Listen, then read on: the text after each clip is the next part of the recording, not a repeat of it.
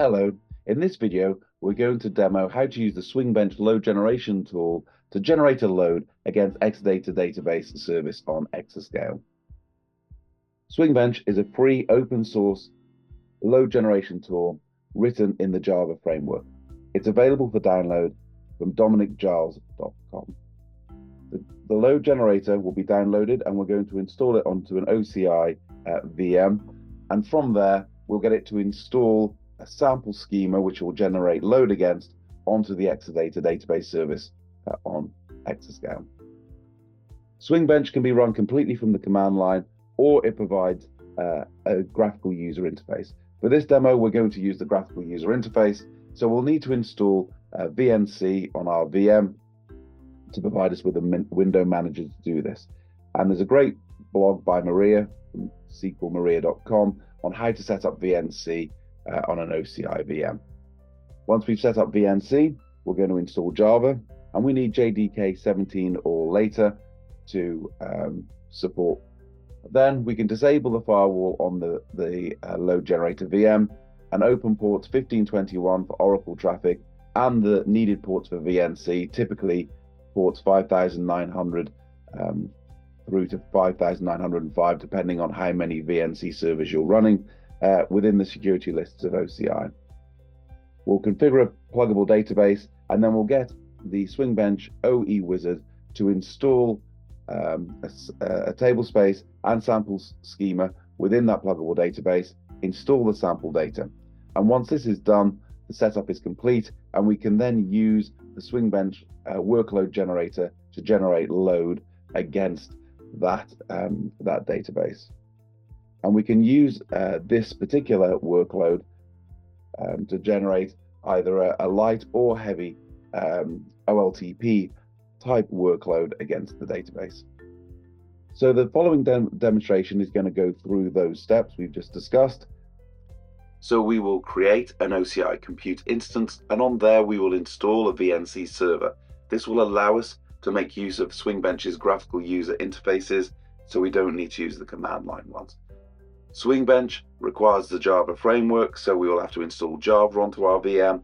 And once we've done this, we'll use the Swingbench tooling to generate a test set of data that we will generate load against. Finally, we will use Swingbench to generate load using the workload generator against the generated data. This video is for educational purposes only, and some of the OCI screens may have changed slightly since recording. Under the compute instance, select instances and then press create instance. Select a name for the VM we're going to create and the compartment which we're going to place it in. We can look at the advanced options. For example, we can select which fault domain we wish the VM to be placed in.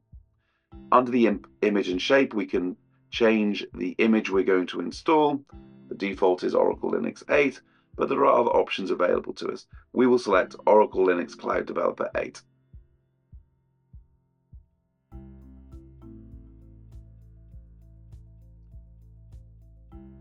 Select the terms of use by clicking the tick box and then hit select image.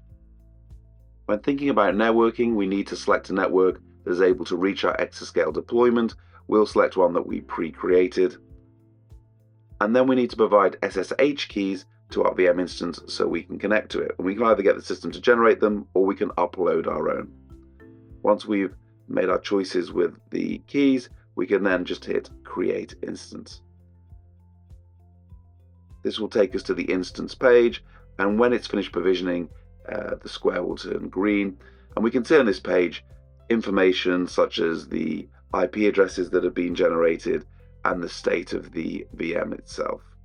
When we log onto the VM, we can list the groups. It's important to ensure that we have server with GUI installed. If that's not there, you will need to install it first. Once it's installed, we can use yarn to install the VNC server. We can then run VNC password, and we can enter in a password that we will use to access our graphical desktops. We're given the option whether we want to provide a read-only password as well. For this, we will say no. If we switch user to root,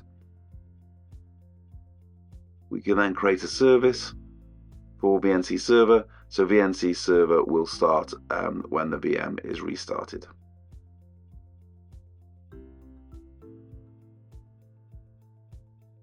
We will start the VNC server using system control. We can see that it's active, and we can see that it started a remote desktop service for us.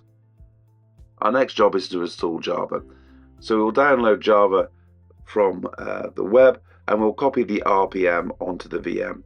We'll then use sudo to run as root, and we'll use rpm -ivd and the rpm package to install Java.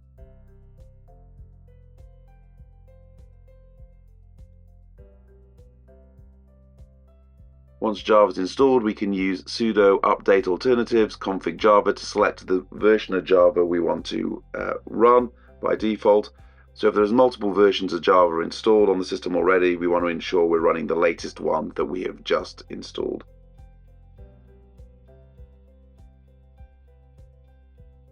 We can check this by doing a Java -version to ensure the version that's brought back to us is the version we just installed.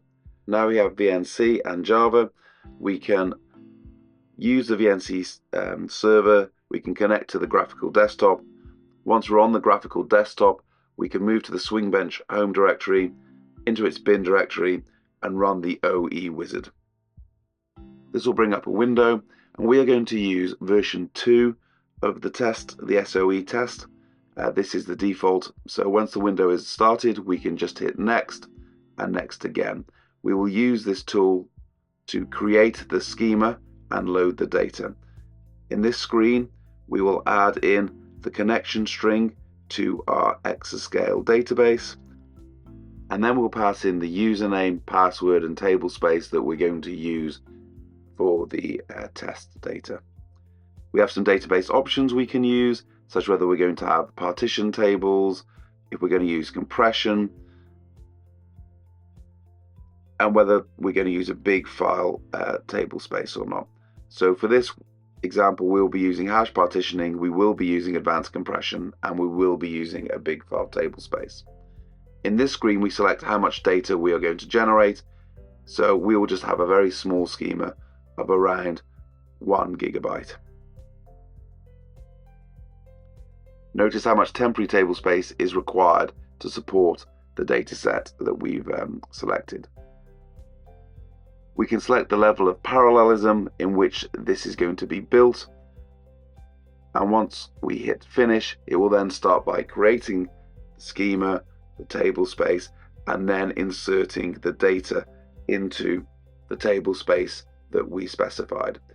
The window will show us how many rows are being inserted per second and give us an overall percentage of the completion of the task.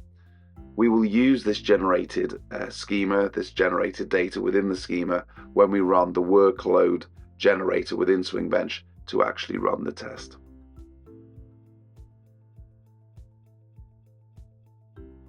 When the data has been generated, there's some additional scripts that need to be run that create the indexes and constraints for that schema.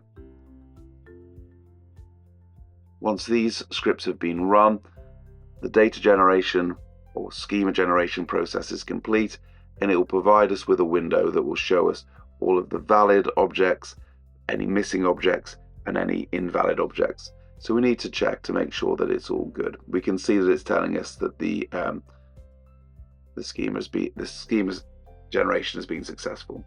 We can then close the Swingbench SOE wizard, and we're ready to run a test.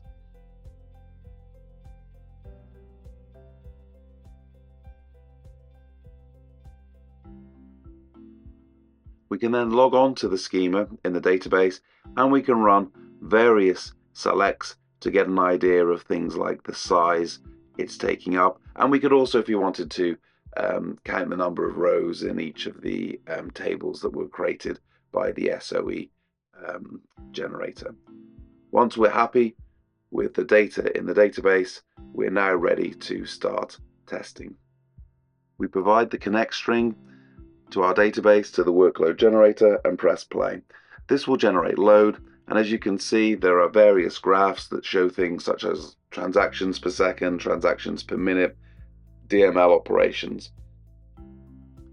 With this test, we are using 16 virtual users that are generating load against the database.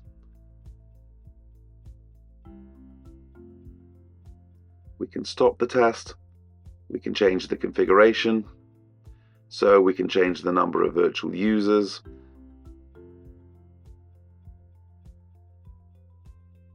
The test is currently stopped, so as you can see, the activity in the graphs reflects that.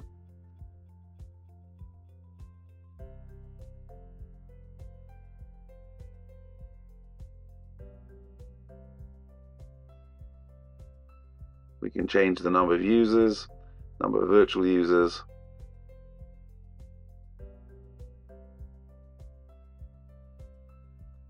We can alter the distribution of the tests that are run by selecting the checkboxes for which kind of queries we're going to run.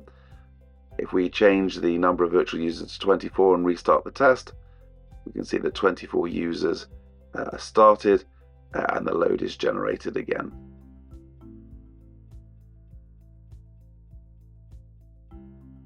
With the test that we're running, which is in the top right-hand area of the window, not only can we select which tests we're going to run, such as update customer details, browse products, order products, we can also alter the load ratio of each one of those types of tests so that we can mix and match the type of tests that we're creating against the data.